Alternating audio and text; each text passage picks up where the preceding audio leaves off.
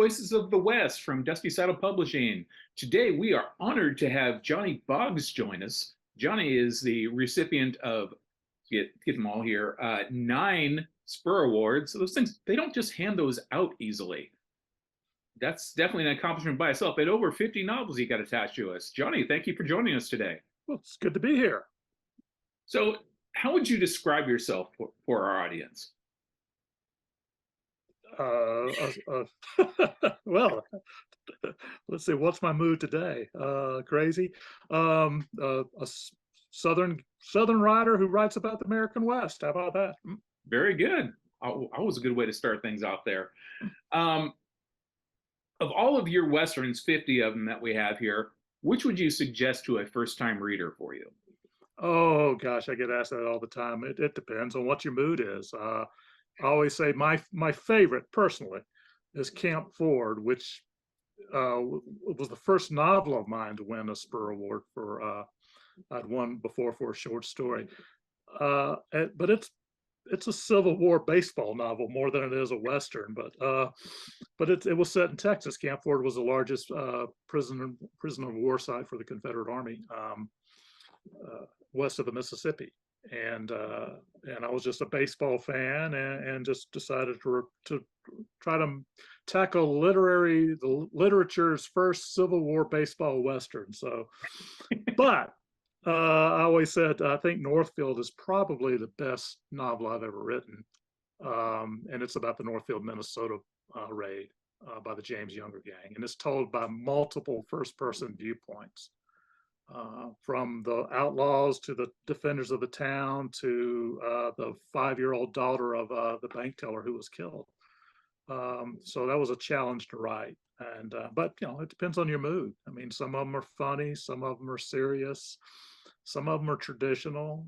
Most of them are probably more fall in the historical era genre. But and if you don't like them, I some of them I don't like. So when you write 50, I said, John Jakes once told me, I was interviewing him years ago, and he said, books are like your children. You love them all, but sometimes they might not quite turn out the way you hoped. And hopefully you can stand them all after about 20 years. Yes. So what do you think makes a great Western?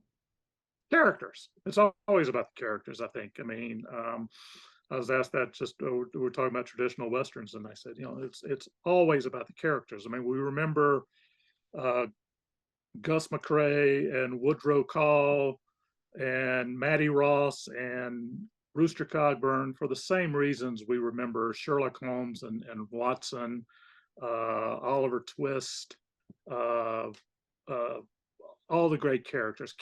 I mean, you're often asked what comes first, the characters or the story or the plot. And I said, characters always drive the story. It's got to be the characters. So I think if you got interesting characters and you let them do what they're supposed to do, you've got the makings of a good novel. If you've got the characters we've seen over and over and over again, there might be some comfort in that because you know where you're going, but I think it's probably not going to be memorable. I mean, I've read plenty of novels that I kind of enjoyed, but I forgot 10 minutes later. So you want something that'll stick with you, and I think characters are what sticks with you in the long run. Absolutely. What do you think is the most underexposed or underdeveloped part of the Old West in terms of storytelling? I think most Westerns are set between 1865 after the Civil War to around the turn of the century in 1900. And I think there are a lot of good stories to be told after 1900 and a lot of good stories to be told before the Civil War. You see that, of course, in the Mountain Man sagas, but there was a lot of other things that are always interesting. Sometimes you figure out, well, is this really a Western? I mean, it's set in, Elmer Kelton's The Time It Never Rained, set in the 1950s drought in West Texas, which is, I believe, probably Elmer Kelton's best novel, because he lived through that. He was a reporter in San Angelo, Texas, covering the drought of the 1950s. So it was a very personal story for him. It's my favorite Elmer Kelton novel. So there's that, and then there are a number of stories that haven't been told set before the Civil War, and I think that's something that you can expand on and develop. Now, sometimes you might have a problem selling that to a publisher of traditional westerns. I mean, because in fact, my next novel is coming out in September. Is called Longhorns East. And it's about a cattle drive in 1853, 1854 from Texas to New York City. And when my editor at Kensington, Gary Goldstein, asked me, what do you have in mind? I said, how about this? I said, Longhorns East. And it's about a cattle drive in 1854. And his first reaction was, I don't think that'll sell in Peoria. But then he called me back the next day and said, I've been thinking about that. And that's different. And that might sell. We'll see if it sells. So there's always that. I mean, there's different stories to be told, and you just keep reading history books or old newspapers and stuff like that, and you discover stories that you might want to take off and run with. Absolutely. Publishers do really like that window 1860 to roughly 1900. That's probably pushing it a little bit for them on that. Sure. But yeah, I mean, the West realistically still goes on today to a certain extent. I tell people there's a good chance when I go to the grocery store out here in Santa, New Mexico, I'll run into a working cowboy. There are a number of ranches all around us. So yes, I mean it's I always thought there's the story, the end of the West or the last cowboy. And I said, no, the West doesn't end. It's still here. And a lot of times we're fighting the same things we were fighting back then. I mean, drought, floods. Right now, I'm fighting the moth infestation that comes every time this year in Santa Fe. Yeah, we're having much the same thing here in San Diego. So coming out of the woodworks as it goes that way. Yeah. What do you think that readers are looking for in a Western? That depends on the readers. I think they're just wanting something to take them maybe out of this what we're going through today, and to go into another world. If you're reading historical fiction, I think that's usually what their motivation is, to get out of here and find something different. And they're looking to learn a little bit. I always try to tell people, don't quote me in your term paper if I'm writing a novel, because I make things up. We have to do that. I'm not writing history. I'm writing fiction, and I've got to use my imagination somehow. But I think they want to be transformed into taken someplace else, and just try to get a feel for what it was like in Texas or Illinois in 1854, and what were the people like, and how much are they similar to what we are today, and how different are they? You've touched on research multiple times on this. How much do you do research for a book? Or sometimes, when do you know when to stop and start writing? Well, I usually have a deadline, and that's going to play a big role into how much research I can do. But I do as much as I can. For the book I just, it's coming, Longhorns East. I made as many phone calls. I went to Illinois and went to the museums there and talked to people. I traveled around. I went to the cattle drive ended basically in Muncie, Indiana, where they boarded the train. And then they took the train, a series of trains, all the way to New Jersey, and then forwarded the cattle across the Hudson River, and then went to the market there. And someone said, "Well, that's not that means the cattle drive was not to New York City. The cattle drive was to Muncie, Indiana." And I said, "Well, no, because the people who drove the cattle to Muncie continued on the train when they hardly knew how to ship cattle by train then, all the way to New York City. So that's part of the cattle drive. They just didn't do it the traditional way, which was with horses." And he says, "Oh no. If you went to Abilene, the drive ended at Abilene, and the cattle went on to Chicago or Kansas City or wherever." I said, "But the cowboys that drove them to Abilene or wherever went home from Abilene. They didn't go all the way to Kansas City or Chicago." So So that was kind of fun. But yeah, you do as much research as you can. But and if you're writing fiction, I mean, it's a different story with nonfiction. You could look at Robert Caro and his LBJ biographies. I mean, he does more research than anybody I think alive can do. But if you're writing fiction, I tell people at some point the imagination has to take over. You're writing fiction, you've got to stop, because if you keep researching and researching and researching, I mean, people say, "Well, what color was Wyatt Earp's vest?" You're getting into the weeds now. Don't get into the weeds. The weeds are going to slow down your story. Just tell the story. It's all about stories. So I do as much research as I can, but I know there's a limit to what I can research. Fair enough. Take me through your overall process. You say it starts with the character, definitely, on things. What gets you the inspiration for a character, and how do you go into the entire assembly of the novel? I start with the idea, and I start with the idea of what I want to write, and then I start, doing as much research as I can on finding out. And then it's the first question is, how do you tell the story? Is it first person? Is it third person? If it's third person, is it from one viewpoint? If it's from multiple viewpoints? I've started novels in first person and started to say, this doesn't really work, and switched it to third person. I've started in third person and say, would first person work better on that? I always think, so that's the first question is, who's telling the story? Who's telling the story? And how do you want to tell the story? So you go from there. And I always say, first person is dangerous a lot of times, because the I is going to stick out a lot, and there's not a whole lot of way around that. So that's the dangerous part of first person. And also, I always say there's got to be a reason for this person to be telling the story. So why is this person telling this story? And if it doesn't work, you're going to lose the readers there. And the first person character also has to have an interesting voice, and be something that the reader's going to want to identify with in a little way, or can relate to, even if it's a wicked person.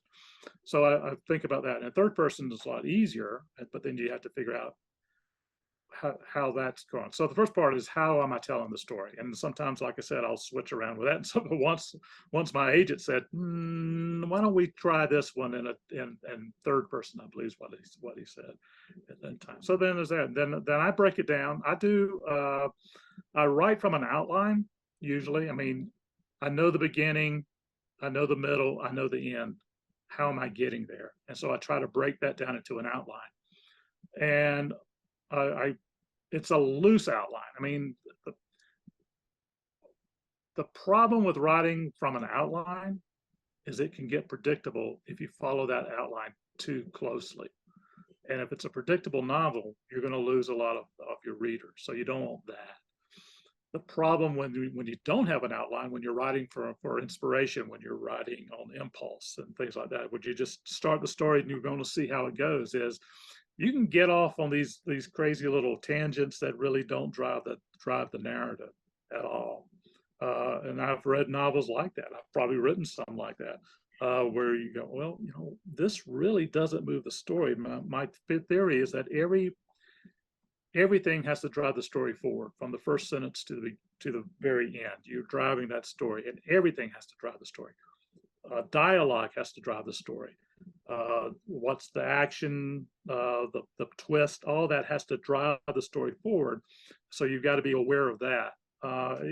It's not easy. And I write, my background was as a newspaper journalist. So, I can write 120 words a minute, and it's in my DNA. I say, you don't have to write fast. You don't have to write fast. You've got a year to finish this book. Don't write fast. And then it just zooms.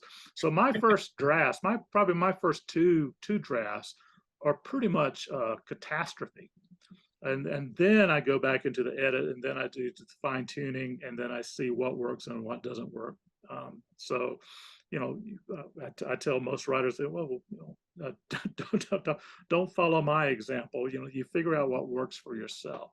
But it's always a mix, and everybody has different theories on how they work, and everybody has a different way to work, and you just have to figure out what works for you. Do you typically write every day? Do you have a set period of time that you do it during? This is my job, or one of my jobs. I mean, I'm working on a magazine article right now, and I edit Western Writers of America's Roundup magazine, and I'm working on that. But it's a job. I mean, I get up in the morning, I shower, I come to my office, I say, I work. It's usually more than 40 hours a week, and it's usually pretty much in some areas of 7 days a week. But I come to work, I shower, I come to the office, and I work on whatever I have to do. And deadlines are going to dictate that. Right now, I'm working on a magazine story, and I've got to get up from here and go to work on Roundup magazine. And right now, I don't have a book due. So Longhorns East is ready. I finished another novel that comes out later this year, another cattle drive novel called Bloody Newton, and I'm just waiting on the editors to get the manuscript back to me, and I go through their edits and see what all I had to fix. So, but yeah, it's a job, and I tell people it's not an easy way to make a living. I mean, there's no such thing as job security. I say, my last contract that I signed could be the last contract I signed, depending on how the book sells or what happens with the magazines. Editors come and go, and a lot of times when editors go, the new editors want to bring in their own vision and things like that. So the fact that I've made a living doing this for more than 25 years, I think is pretty outstanding. Indeed. But I'm also kind of crazy. I'm driven to work, so I have that. I have to write. That's what I do.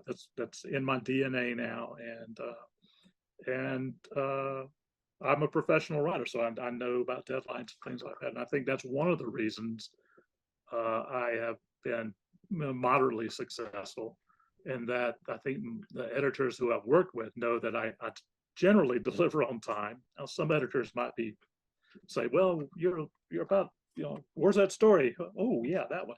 But I follow deadlines, and I generally turn in relatively, not always, but relatively clean copy that's workable. If there's problems with that, we can work around that. So editors enjoy getting your work. I'm not going to speak for all editors. And sometimes I've seen when the editors have sent, or my agent wants to send the story back, and I said, well, I don't know what's wrong with this. I start reading it, I said, oh man, this really stinks. Gosh, where was I? Copy editor. With 50 books, sorry. No, go ahead.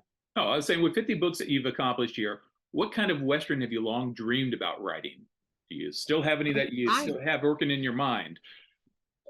There's a list. There's a list that I have on what I'd like to write, and then it used to be able to go through that list and say, well, which ones do I want to do next? And but now it's more like, some of the publishers saying, what can you give us? Or we're looking for something like this. Mm-hmm. Do you think you could do that? But Max Evans, the late great Max Evans, who was kind of a mentor, and he never wrote a traditional Western. He wrote mostly about what he experiences, which was most growing up in the Depression, and then working as a cowboy post World War II. But he once told me, he said, every writer only has so many words in their system. So make sure what you're writing is what you want to write, because there's no guarantee you get to write anything else. And that always stuck with me. And I can't always follow that, because sometimes an editor is going to say, hey, I need this. And I said, well, yeah, I got a kid in college. Yeah, okay, I'll do that. But it's always in the back of my mind. So I'm always driven to try to make this novel a little different, and that it will at least succeed enough so that the editors and publishers will say, well, this guy this book sold okay. You can offer him something else. But, like I said, there's no guarantee. Indeed, it's always moving and changing what's going on. And speaking of which, how do you feel the Western market is changing right now? We're seeing more publishers are publishing Westerns. I mean, I just picked up the last two New York Times book reviews I picked up. I saw books that were about the American West and fiction. Now, it's not your traditional Western fiction. Although, if you look on the mass market bestseller list, paperbacks, usually when a William Johnstone novel comes up, it pops up there. So, Pretty you know, much. people, yeah. So people are still, now they're reading Johnstone. They're not reading everybody. You rarely see someone who's not Johnstone on that list, but it means people are still interested in reading about the West. And when I read look at the other books that are coming out, they're usually not traditional Westerns, but they are Western. I mean, they're literary Westerns, but it's about the American West. So there is an interest in that. And you see a lot of course, the contemporary Western crossover mysteries by, you know, C.J. Boggs, Ann Hillerman, Craig Johnson, and those are usually on the New York Times bestseller list too. So, I mean, there is an interest in the West, and you're seeing more films come up about the West. Absolutely. You know, Taylor Sheridan, who just bought the 4 Sixes Ranch in Texas. You know, he's doing a lot of this television work. So, I mean, it's not like it was back in the 1960s. It's not like it was back in the 1940s and stuff like that. But you're seeing a bit of a revival in Westerns, and they're telling new stories. I'm reading one called Stealing, which is, you know, 1950 set about a young Cherokee girl in East Texas. It's a beautifully written book. So there's a lot of interest in the West, and you go into a Barnes and Noble or your local bookstore, and you'll still see Western titles there. So there is this, but you know, the traditionals, cowboys and gunfighters and all that, they might be coming out in movies and some of the cheap or direct-to-video movies. You're not seeing those except by Johnstone showing up on the bestseller list, but you're seeing a lot of Western literature being published, and that's a good thing. Yes, there were a couple of books have been Pulitzer Prize finalists for nonfiction and fiction. So that's good. That's good. I mean, there's an interest in the West, and there always has been. It's a roller coaster. It's up and down, up and down, up and down. So right now we're riding a little bit of a trend up, and we'll see how long that lasts. Yeah, absolutely. Before it switches again and we have to figure out different types of stories. You're right. That's right. What's the best advice that anyone has ever given you for writing? Well, like I said, the Max Evans quote, of course, was the one that still sticks with me. But I think it was just, you know, follow your dream and just, you know, write. It's like I was working in newspapers, and the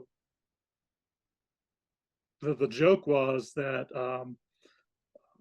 my wife worked days, I worked nights, because I was assistant sports editor in charge of the night operation at the Dallas Times Herald, and then later at the Fort Worth Star Telegram. So my wife's friends always said that I was a figment of her imagination.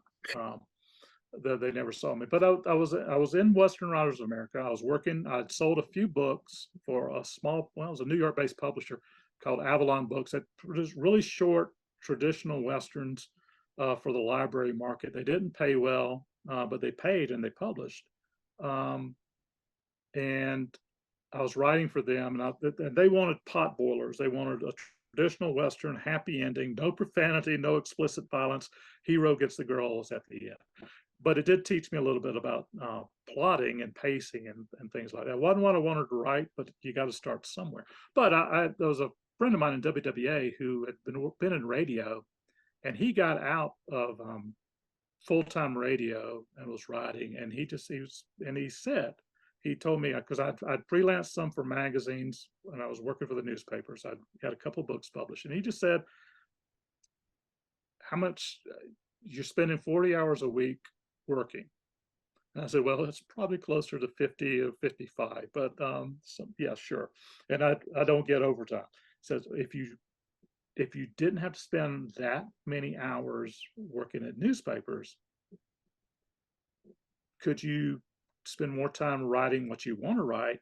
And do you think you're not going to be able to make as much money to start with, but could you live off what you were making?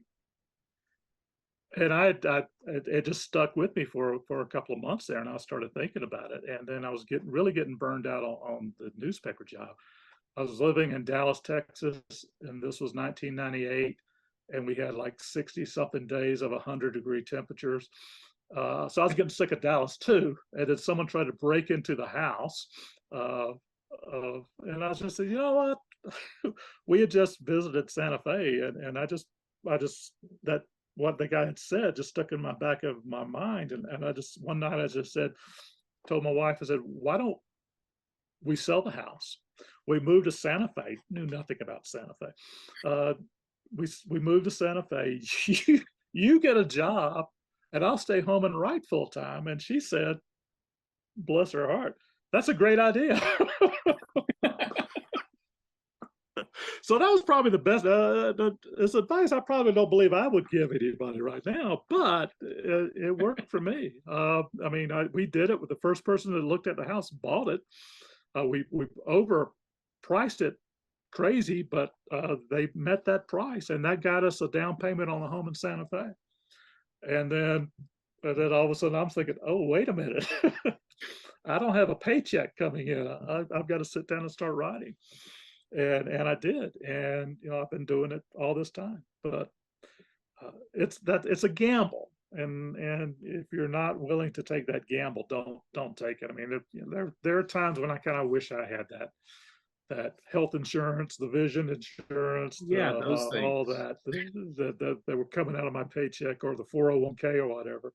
Or not having to worry about paying my taxes, because I could just do that with the end of the year, and now I got to pay quarterly. So, but it's sometimes you got to take that leap of faith. Indeed. You've been managing it for 25 years, so you're doing okay. Yeah, so far. So far, so good. So far, yeah. So where can people find out more about you? Well, the website's johnnydboggs.com. I'm in the phone book.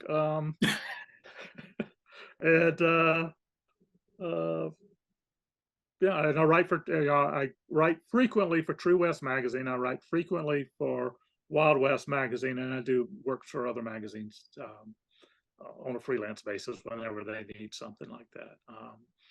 And I'll be in Rapid City, South Dakota, and next month for the Western Writers of America convention, June 21st through 24th, and at the downtown Rapid City Holiday Inn. So very good. You don't have to be a member to show up for the convention, and it's a good place to network, and you meet a lot of good writers and agents and editors usually, and it's a fun time it's a fun getaway, I guess, but it's also a business getaway. And since I work for Western Writers of America, I'm usually working that whole time. Pull you over for every meeting that exists. Yes. Yeah. Well, Johnny, appreciate you taking your time today to be able to be interviewed. I enjoyed it. Appreciate all of your insight to it. All right, thank you very much.